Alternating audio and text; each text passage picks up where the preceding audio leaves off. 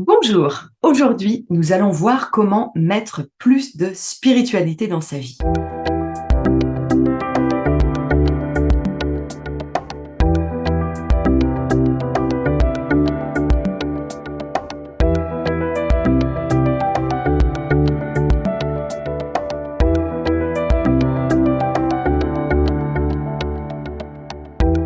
Je suis Céline de Lamberterie, fondatrice du développement naturel, une approche qui donne du sens pour gagner en clarté et en sérénité.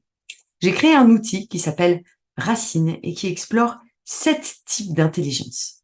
Je suis ravie de partager avec vous cette clé issue de la série Comment mieux se connecter à l'intelligence de l'âme. Ces clés sont issues de mon livre S'ouvrir au développement naturel. Et la clé de cette vidéo aujourd'hui est comment mettre plus de spiritualité dans sa vie. Il y a quelques années, j'avais une agence événementielle qui marchait très bien avec des clients fidèles. Mais je travaillais comme une dingue. J'étais stressée. Et petit à petit, j'y ai trouvé moins de sens et j'ai entamé une reconversion que j'explique dans la première vidéo sur ces clés de développement naturel. Un jour, je me suis plainte d'avoir encore trop d'activités événementielles et pas assez d'activités avec du sens. La personne à qui j'ai confié cela m'a fait une remarque qui a littéralement changé ma vie et qui a aussi remis mon ego à sa place. Donc, gratitude à elle. Elle m'a dit, Céline, la spiritualité est partout. Mais si tu choisis de ne pas la voir, tu ne la verras jamais. Ne vois-tu pas que ces clients te permettent de continuer à gagner ta vie pendant la transition? Ce qu'ils te demandent ne fait peut-être pas de sens pour toi, mais ça fait sens pour eux. En tout cas, c'est leur besoin. Alors, demande-toi plutôt comment y répondre en mettant de la spiritualité. Mais que ces mots sonnaient justes. Oui, ces clients m'offrent une sécurité matérielle. Et ainsi, je peux m'offrir des formations. Je suis nourrie intellectuellement et spirituellement et je peux ainsi mieux accompagner mes clients. En une fraction de seconde, alors que je n'aurais jamais pensé à mettre de la spiritualité dans l'événementiel, j'ai changé de regard. J'ai vu ces clients comme de bonnes étoiles qui m'aident à rendre possible mon rêve de vivre de ma passion et non plus comme des personnes qui me maintenaient dans mon ancienne vie dont je voulais me débarrasser comme d'un vêtement devenu trop étroit. À condition qu'on veuille bien la voir, la spiritualité est partout, même dans le métro. L'âme agit. Alors, la magie, je fais un petit arrêt sur image sur cette phrase parce que voilà, elle me parle beaucoup. Elle est assez répandue, je n'en connais pas l'origine, mais elle me plaît. L'âme agit ou la magie, voilà, avec tout ce qu'elle porte de mystère et de promesses. Chacun peut l'interpréter à sa guise. Bien, mais écoutez cette histoire étonnante. Le violoniste Joshua Bell s'est prêté à une expérience inédite avec le journal américain Washington Post. Dans le métro, à l'heure de pointe, il a joué du violon, un Stradivarius de 1773 d'une valeur de 3,5 millions de dollars, excusez du peu. Au beau milieu des badauds, il a joué l'Ave Maria de Schubert et puis il a enchaîné sur du Massenet, du Bach, près de 45 minutes de musique classique offerte par Joshua Bell, l'un des plus grands violonistes du monde. Eh bien, devinez un peu combien de personnes sont passées sans même s'arrêter. 1097 personnes. Seulement 7 l'ont écouté jouer un moment et une seule personne l'a reconnu. Alors que l'avant-veille, il fallait payer plus de 100 dollars pour s'extasier devant lui. Eh bien, gratuit, on ne le voyait même pas. Cet événement incognito dans les couloirs du métro a été organisé dans le cadre d'une expérience sociale sur la perception, les goûts et les priorités de chacun. Et cela pose question. Une même personne peut payer une fortune pour entendre une musique sacrée dans une salle feutrée, alors qu'elle ne prêtera même pas attention à la même musique jouée par le même virtuose, mais dans un obscur couloir de métro. Étonnisch, nein, comme disaient des proches. Faut avoir la ref. Bref. Alors le lien entre mon anecdote de l'événementiel et cette anecdote du métro, c'est la perception, le prisme, le regard. Si vous laissez l'âme agir, si vous mettez plus de spiritualité dans votre vie, alors vous verrez les choses bien autrement. Alors, mettre plus de spiritualité dans sa vie, hein, c'est pas être moine. Il y a des personnes extrêmement pieuses qui vont se recueillir tous les dimanches à la messe et qui prient avec ferveur tous les jours. Et à côté de ça, elles sont exécrables. Et oui, j'en ai connu.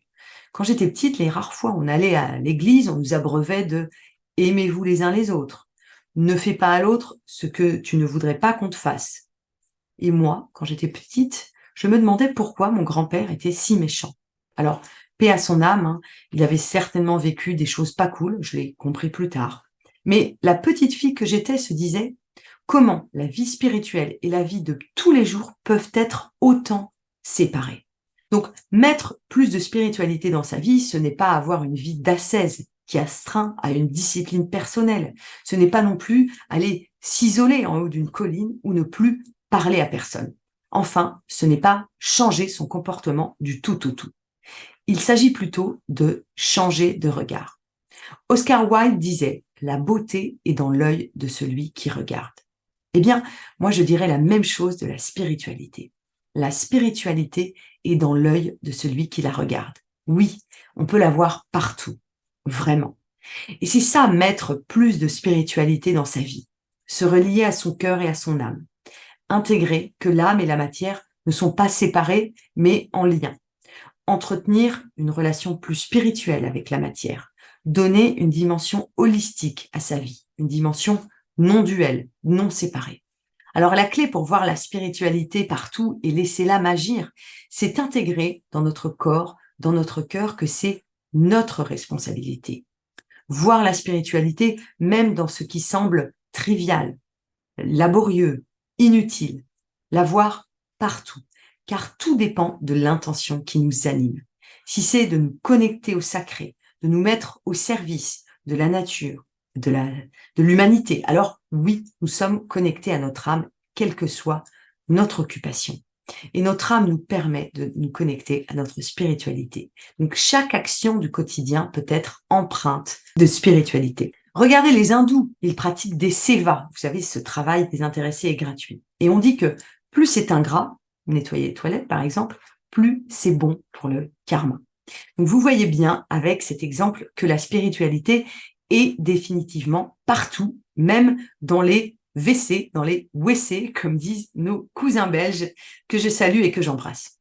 Et puis, regarder la vie de façon à voir la spiritualité dans tout rend les choses bien plus agréables. Je range parce que tout déborde et qu'on ne peut plus mettre un pied devant l'autre, ou je range pour accueillir l'autre avec amour dans un endroit harmonieux, propice à des échanges de qualité.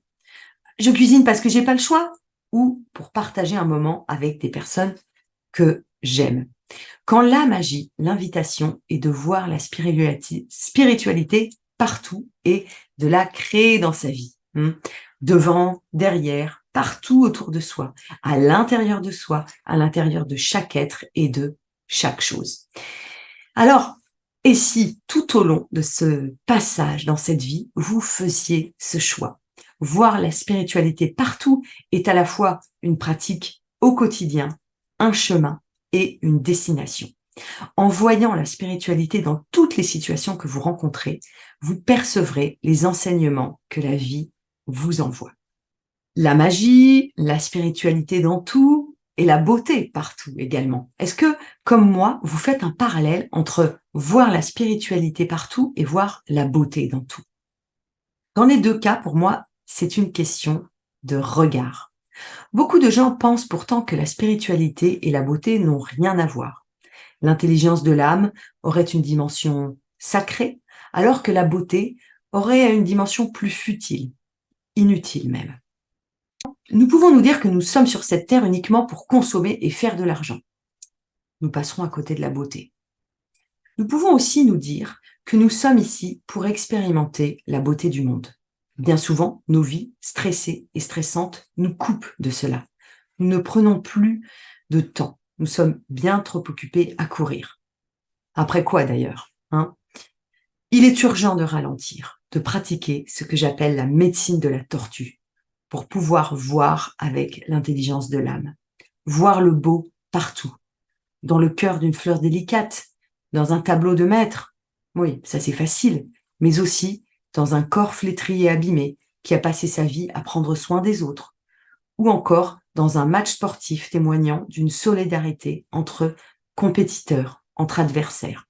Et vous verrez que votre rapport au monde et votre rapport à l'humain changent drastiquement. Voir la beauté partout, voir la spiritualité partout, c'est se laisser toucher, émerveiller, ouvert et connecté à ce qui nous entoure. Oui, la spiritualité est partout et la beauté est partout aussi. Certains disent même que la beauté sauvera le monde. C'est une conclusion à méditer. Allez, dépêchez-vous de ralentir. Ciao!